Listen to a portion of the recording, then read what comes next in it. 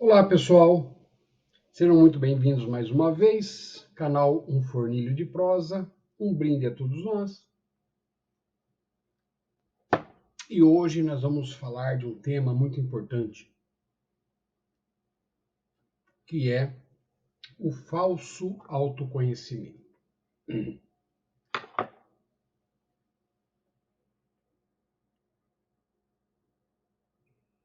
Bom, autoconhecimento é uma palavra muito interessante. E o falso autoconhecimento, ele é uma coisa muito curiosa, porque está disseminado na maior parcela das pessoas que acham que estão realmente tratando do autoconhecimento real. E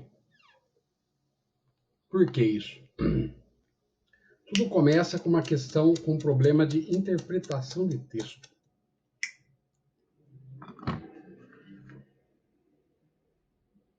A interpretação de texto é uma coisa muito delicada. Com a educação hoje em dia aí, a bancarrota, nós temos pessoas que conseguem juntar as letras, né, os analfabetos funcionais, mas não conseguem realmente interpretar um texto. E a interpretação de texto tem várias camadas, como uma cebola, né? Você consegue interpretar de várias formas. A pessoa que apenas consegue ler e entender mais ou menos, consegue extrair de uma determinada sentença um percentual de informação muito inferior a uma pessoa que está educada a ouvir e a ler de outra maneira, né? Por exemplo,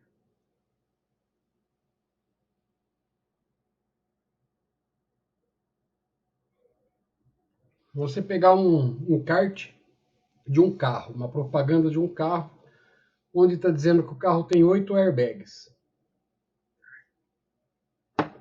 Se você der aquilo para uma pessoa muito mal alfabetizada, ela não vai nem saber ler a palavra airbags, ela não vai saber o que é. Se você perguntar do que se trata para uma pessoa um pouco mais alfabetizada, ela vai dizer que aquilo está dizendo que o carro tem 8 airbags.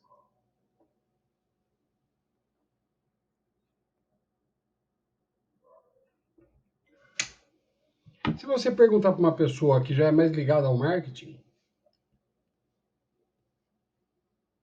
ela vai dizer que aquela mensagem diz, na verdade, que se trata de um carro seguro.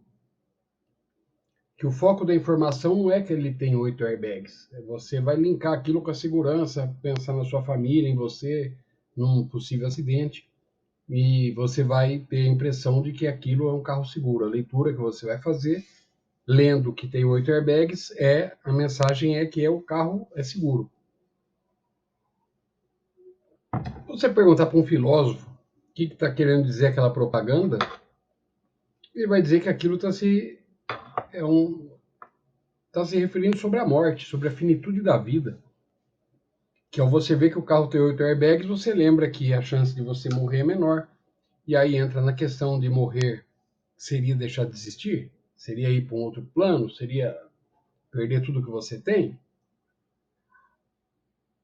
Então, com uma simples propaganda de um carro, a gente já tem diversas formas de interpretar um simples texto de uma linha.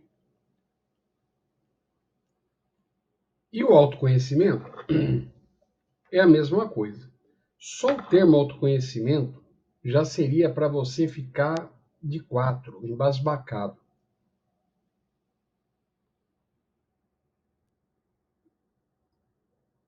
Por quê? Qual é a diferença do autoconhecimento para o conhecimento?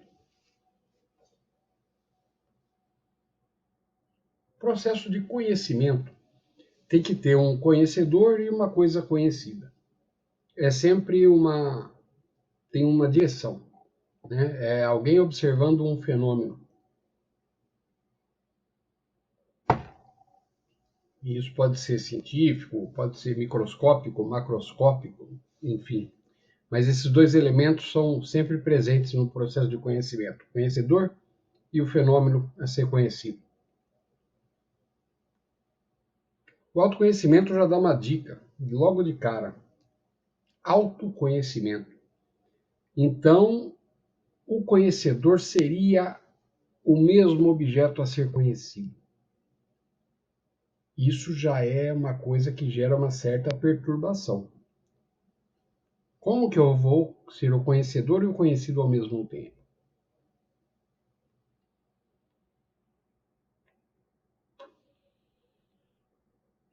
Não é verdade?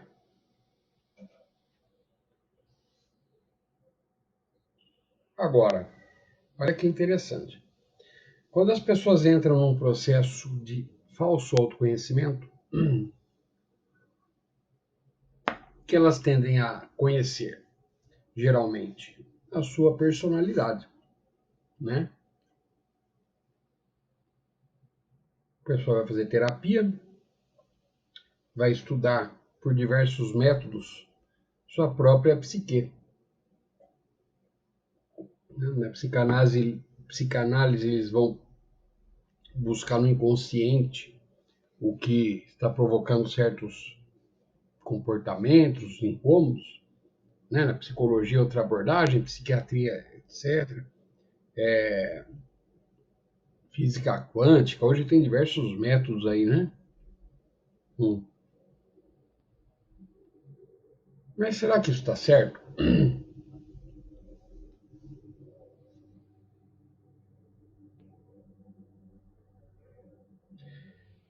Jesus tinha uma máxima que era negue-se a si mesmo, né? Quando você está estudando si mesmo por meio dos seus processos mentais, você estaria negando a si mesmo ou afirmando a si mesmo?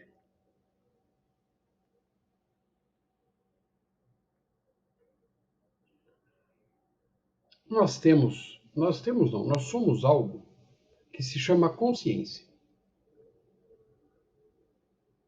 E a consciência que eu me refiro aqui não é o oposto do estado de vigília ou a consciência da psicanálise, que é mais como processos mentais evidentes, né? Sinônimo de processos mentais evidentes. Consciência que eu me refiro é o perceber, é o puro perceber.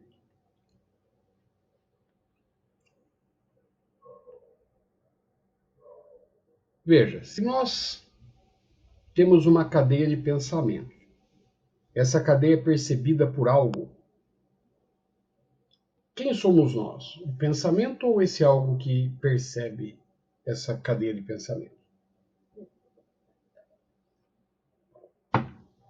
Se você é o autor dos pensamentos, você conseguiria ficar 15 segundos sem pensar, de forma voluntária? Então, se você não consegue parar a cadeia de pensamentos, tampouco escolher o rol dos pensamentos que vão surgir, porque são todos condicionados, né? Nós pensamos em português porque nós aprendemos português. As gírias, né, demonstram muito isso. Uma conversa na comunidade médica tem gírias pertencentes à comunidade médica. Uma conversa de pessoas da periferia tem gírias que pertencem ao nicho das pessoas da periferia. Então, não somos nós os autores, propriamente dito, desses processos mentais. Mas se nós nos perguntamos quem somos nós, quem responde? A mente, né? Aí vem o meu nome, minhas histórias. Então, quando nós pensamos estarmos debruçados sobre o autoconhecimento, na verdade, nós estamos estudando fenômenos externos.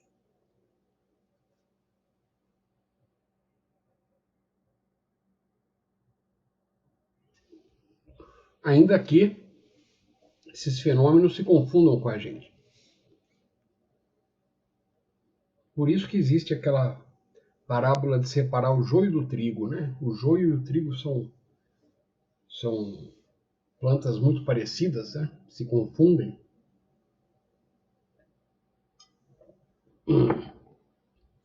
Então, o que ocorre?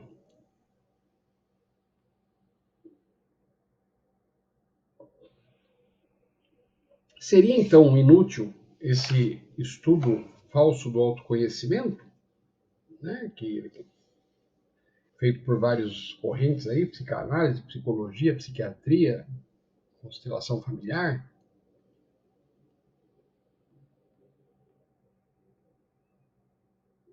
Eu diria que não. Inútil não, mas você tem que saber exatamente o que você quer e o que você vai conseguir com o que você faz. Se você pretende uma adequação melhor em determinado ramo, eu estou perdendo muito emprego porque eu bebo demais. Fazer um tratamento para parar de beber é válido, né? Para quê? Para parar de perder emprego.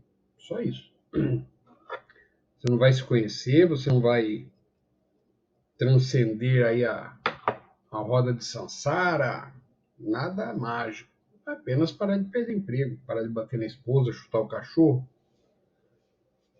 que já é muito bom, não tenha dúvida.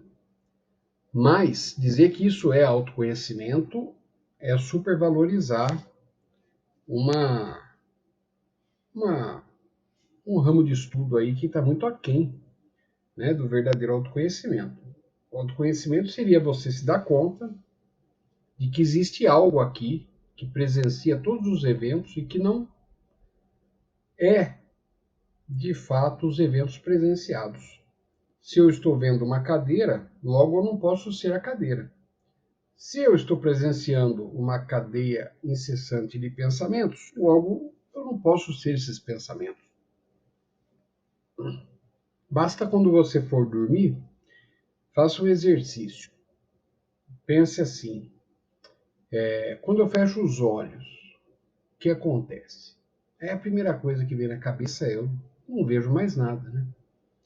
Mas daí reflita comigo, você continua vendo tudo da mesma forma. A diferença é que você vê o fundo da sua pálpebra, mas você continua vendo. O olho está ligado no corpo, o corpo está funcionando. Aí você faz o exercício de fechar os olhos, fica prestando atenção nisso. Eu estou aqui, vendo da mesma forma, o fundo da minha pálpebra. E fique com atenção aí. Você vai perceber que uma hora os pensamentos vão começar a tomar conta da sua atenção. E é como se naquela sala de aula do colegial, que você estava lá no fundão da sala conversando e o professor falando lá na frente, de repente o professor fala, viu, Joãozinho, põe a cadeira aqui e vem aqui para frente. Você vai ter que fazer isso dentro da sua cabeça. A hora que os pensamentos começarem a tomar conta que você foi para o fundão, você volta para o fundo da pálpebra. Opa, perdi. Você vai começar a perceber a testemunha. Que existe aqui uma testemunha que nunca deixou de estar presente. Ela é anterior ao dia que te chamaram pelo seu nome pela primeira vez.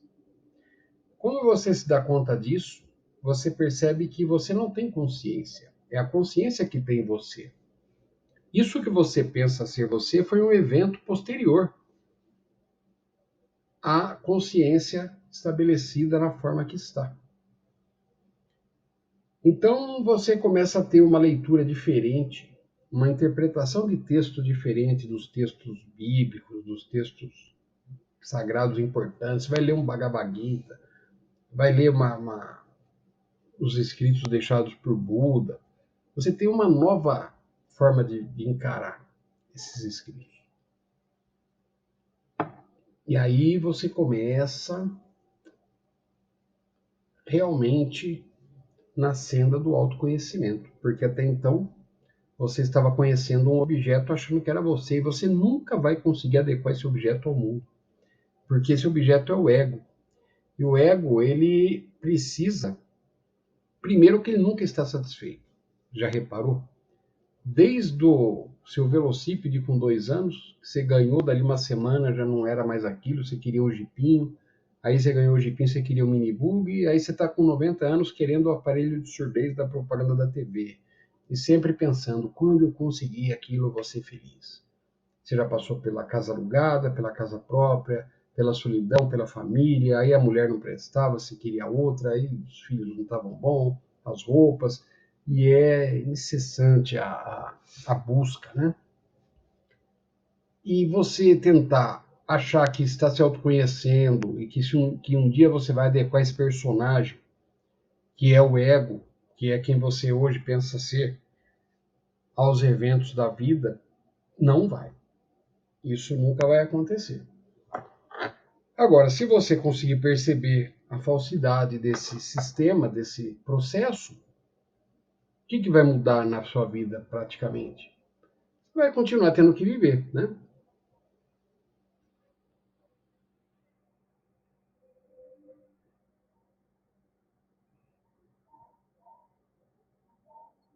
Mas eu garanto que esse distanciamento vai lhe provocar um conforto maior do que essas tentativas de enxugar gelo para o resto da vida, que a gente realmente tenta fazer, né?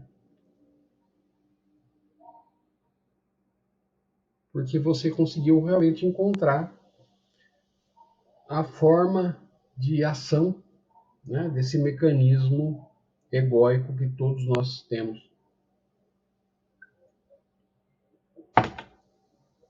Eu escrevi um livro sobre isso, que é aqui, ó, chama O Mago e a Vida, Compreendendo o Mistério da Existência. Quem tiver interesse, manda uma mensagem que a gente conversa. Eu mando aí um exemplar. Acho que está custando R$ 60. E ele aprofunda muito nessa questão, porque é uma pena, né? A gente vê tanta superficialidade e tanta pompa, né? Ao mesmo tempo. Você vê essas pessoas vendendo cursos, vendendo terapias, e as pessoas que se submetem, infelizmente, estão fadadas ao fracasso.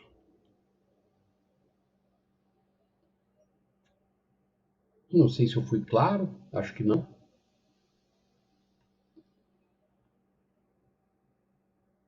Mas a ideia é essa, é dar dúvida mesmo, né? Resposta é com a gente, né? Agora as dúvidas é que são mais difíceis de se provocar, né?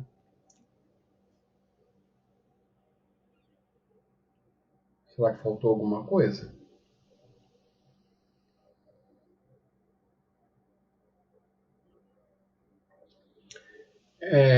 Um negócio interessante, né, com relação à interpretação de texto. Às vezes a pessoa que escreveu determinado material não pensou em determinada inspiração que ela vai provocar na outra pessoa. E isso é válido também, né? Se eu me inspiro numa obra que não queria dizer aquilo que eu pensei, valeu, né? Valeu a pena. E eu tenho uma música do Legião Urbana, que é do Renato Russo, eu acho que é o caso. Veja só, a meditação o que é? É você conseguir descobrir a atenção, que é você, que é aquela consciência que a gente estava dizendo, e descobrir que existe uma lacuna entre a atenção plena e os pensamentos e os outros objetos. Tá? É que nem eu sou Maurício Cury. Eu tenho a impressão de que o Maurício Cury é um ser que observa a vida. Mas, na verdade, a consciência observa o Maurício Cury observando a vida. Um pensamento não consegue se voltar para mim e me observar. Não consegue. Mas eu consigo observar os pensamentos. Só que o Maurício Cury é um pensamento. E para a gente descobrir esse mistério, a gente precisa do quê? Atenção. Atenção ao processo, a atenção concentrada, né? Que os caras falam de mindfulness, né? Momento presente. Né? Descartar a memória e os devaneios futuros e ficar nesse eterno agora. Aí Renato Russo diz assim numa música: sempre precisei de um pouco de atenção. Acho que não sei quem sou, só sei do que não gosto. Olha que loucura, né? Esse link de precisar de atenção e de não saber quem é, só saber do que não gosta. Por que ele só sabe do que não gosta? Porque nós dissemos agora, o ego ele sempre precisa de mais. Né? Então você vai querer aquele velocípede, daqui a pouco tem um que não tem rodinha, e aí você descobre que não gosta daquele que você tem, você vai para o outro. Aí você arruma uma namorada que você sempre quis, você descobre que você não gosta dela. Você só sabe do que você não gosta. E sempre precisei de um pouco de atenção. Acho que não sei quem sou. Quer dizer, para você descobrir a sua verdadeira identidade, a única forma é realmente um pouco de atenção, né? Mas eu duvido muito que ele tinha pensado nisso ao escrever esses versos. Né? Não conversei com ele, hoje não é mais possível, mas pelas entrevistas, pelos outros conteúdos que ouvi dele, não deixou nenhum indício de que ele era portador desse conhecimento dessa forma.